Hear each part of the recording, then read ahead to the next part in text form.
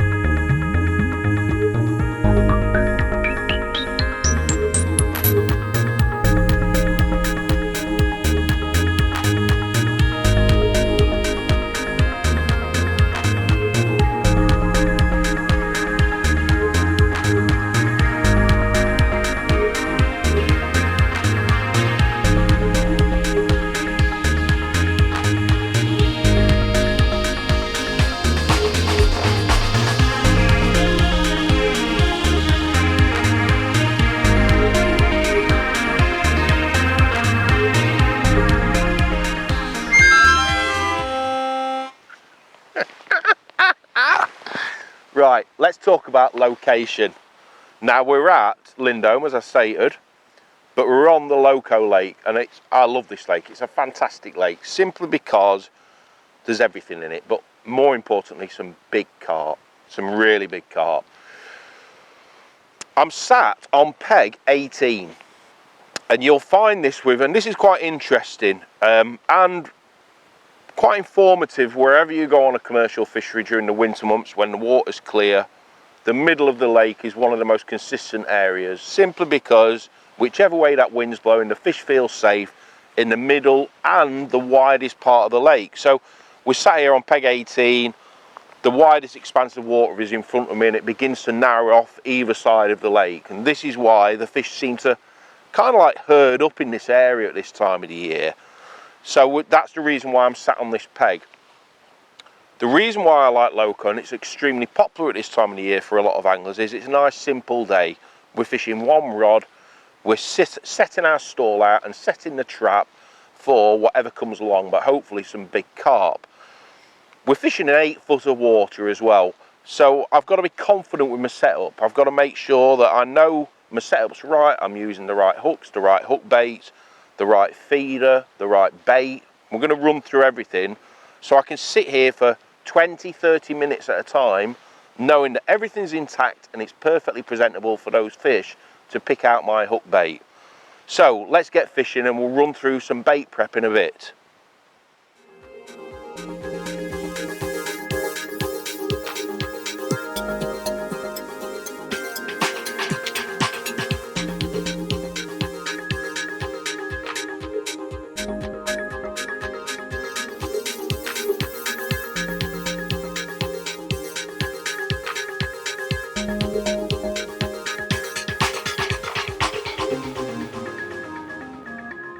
Right, we are an hour and 15 minutes into the session, and this is my third cast. So as you can see, just with the time span, I'm leaving my feeder in for a very long time, simply because I don't want to rush the peg. At this time of the year, the fish seem to be very spooky, so it's a case of obviously the noise of the feeder hitting the surface, then the feeder landing on the bottom, and sometimes even if there's fish in that area, it takes a bit of time for them to gain confidence, home in on your bait, start feeding around your feeder, and hopefully pick your hook bait up. So this is the first fish we've hooked. It feels to me like a reasonable sized carp, and this is why it's really important. I mean, today, to be honest with you, it's quite a nice warm day, but the most important thing with this style of fishing is get comfy, be nice and comfortable.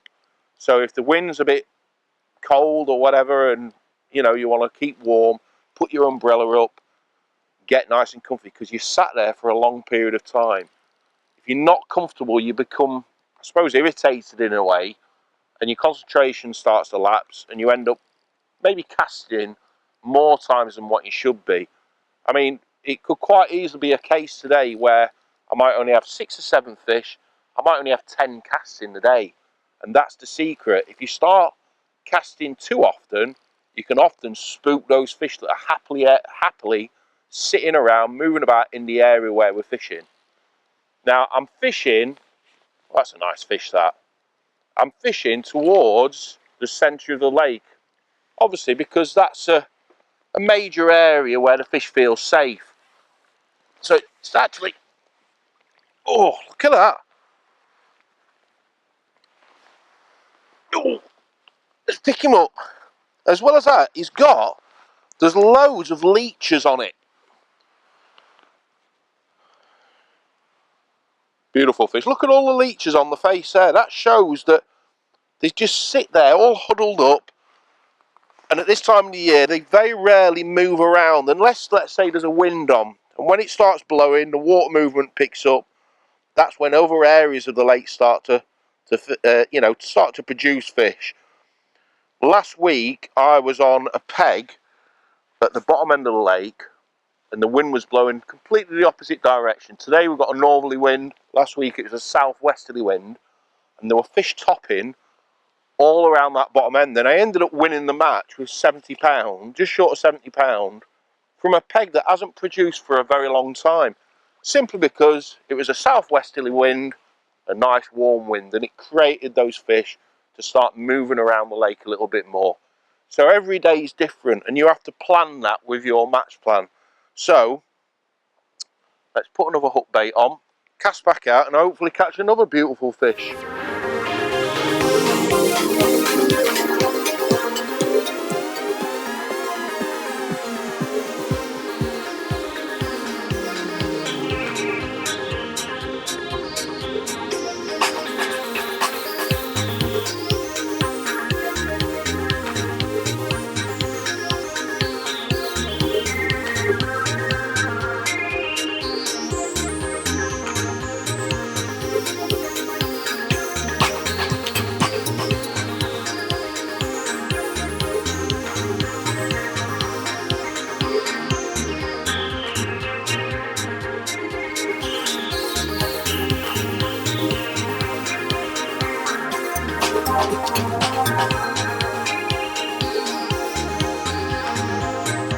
Right, there's a few things I want to talk to you about. For a start, I want to talk to you about the products I'm using today, and also how I prepare my pellets for this particular day or any day when I'm method feeder fishing, whether I'm using a hybrid feeder or a conventional method.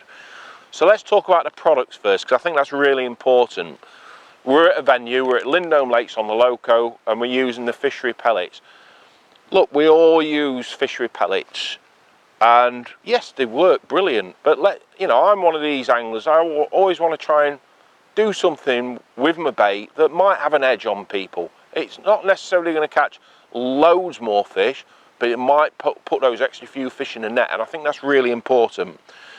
During the winter months, we've spent a lot of time designing some new liquids for pellets.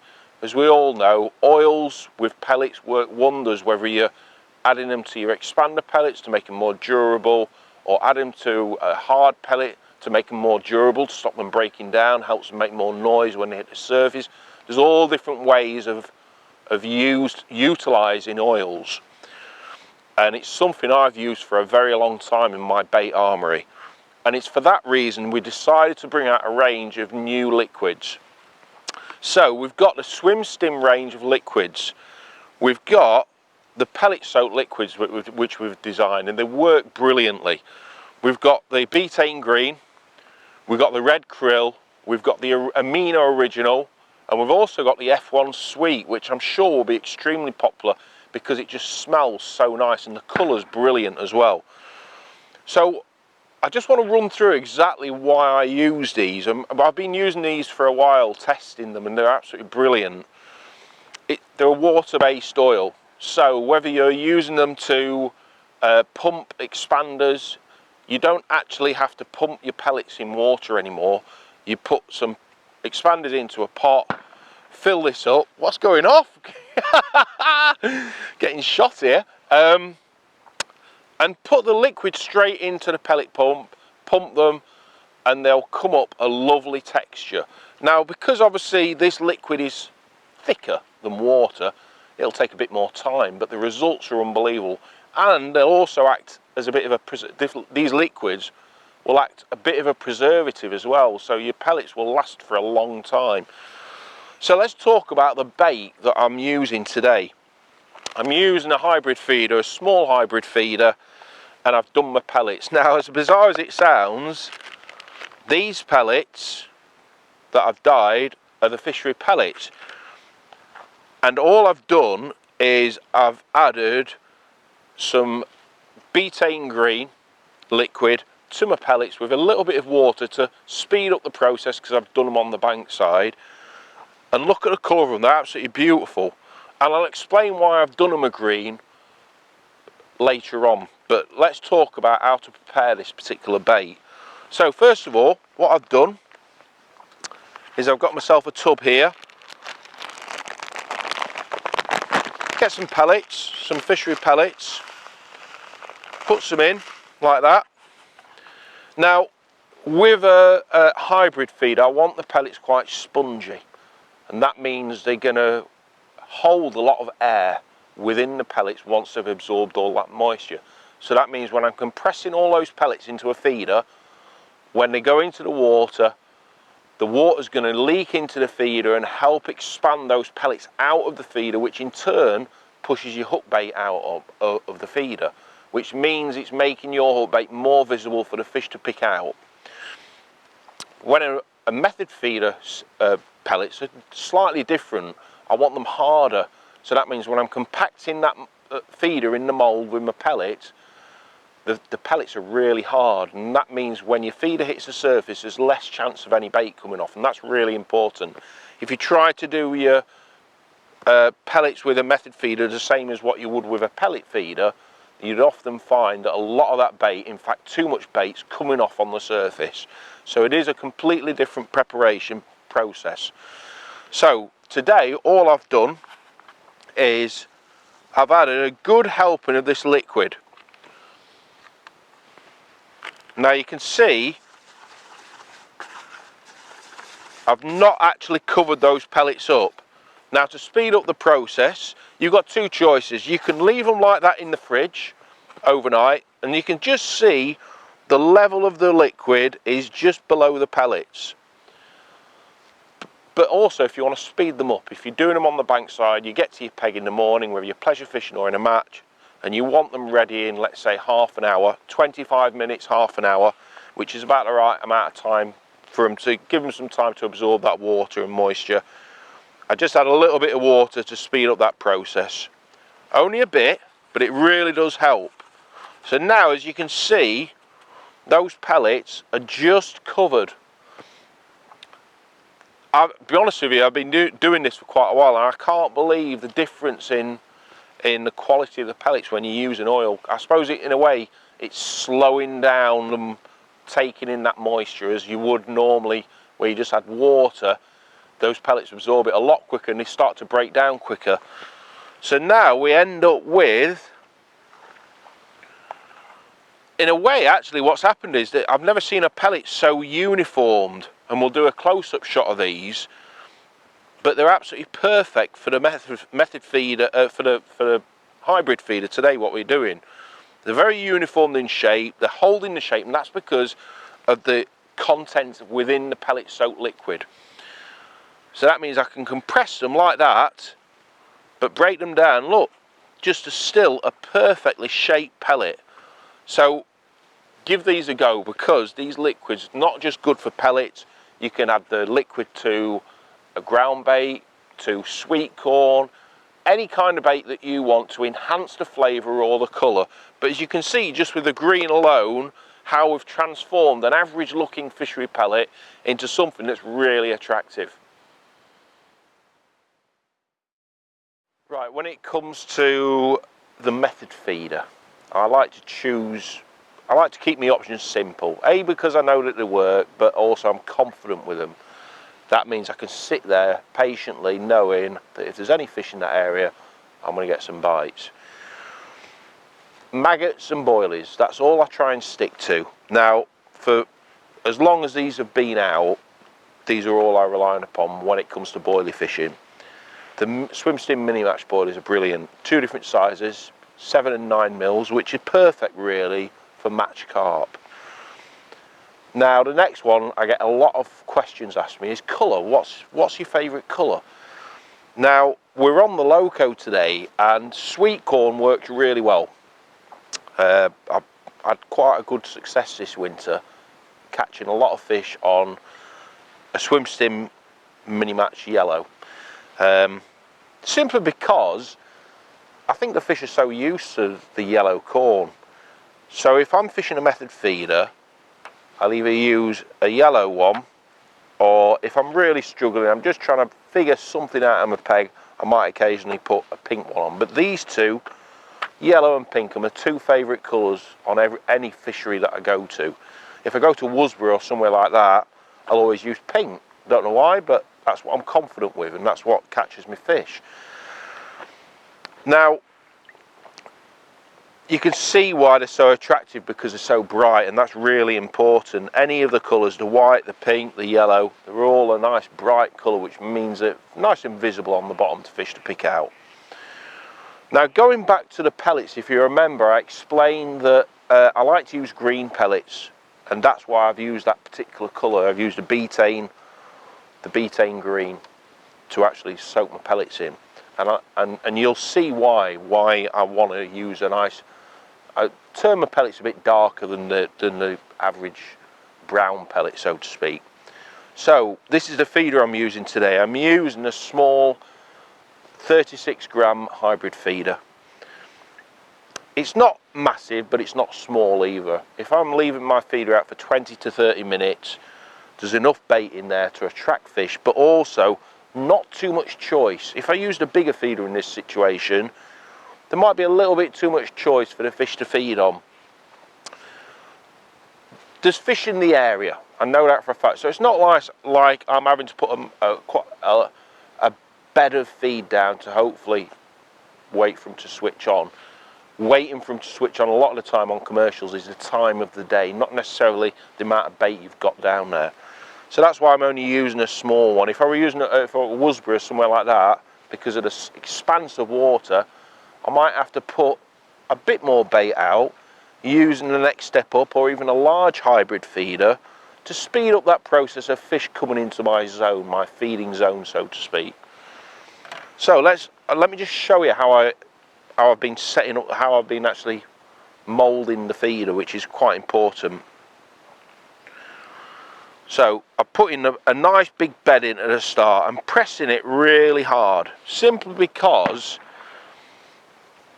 I'm leaving my feeder out for a long period of time, and those will swell out, but they will take longer. That means no matter how long I leave my feeder out for, I've always got bait around my hook bait to attract fish around the feeder, so to speak.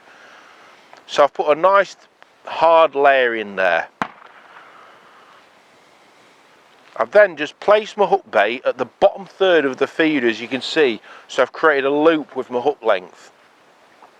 And then what I'm going to do now is put a bed out. But you can see why I've used green. Because the green acts more like a camouflage, but it also really does make your hook bait stand out. It makes it really stand proud against that green background. And to me, that's really important. For that reason, I think there's a greater chance of those fish picking out my hook bait before they start feeding on those pellets. So then what I do is give it a nice good push like that, and I want to completely cover my hook bait. You see a lot of people, when they're preparing a hybrid feeder and a method feeder, that they leave the hook bait just protruding on the surface. I don't want that, because I can guarantee that some of those pellets will come off on the surface, especially at this situation where I'm fishing 40 metres out, 45 metres. Some of them pellets come straight off like that, just from the feeder hitting the surface. Doesn't matter how neat that feeder hits that surface, you will have a few of those pellets removed.